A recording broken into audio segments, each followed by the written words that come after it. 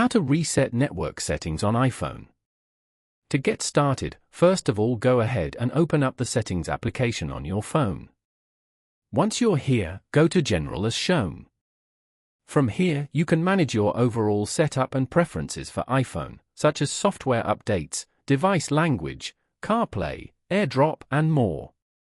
Then, scroll down to the end and tap on Transfer or Reset iPhone. Now, tap on Reset below.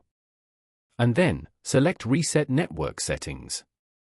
Enter your passcode over here.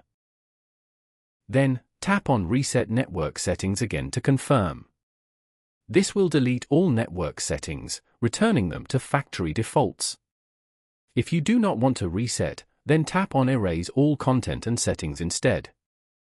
Following these steps, you can easily reset network settings on iPhone. Thank you for watching. Please leave a like if this tutorial helped you, or leave a comment below if you have any questions related to the video.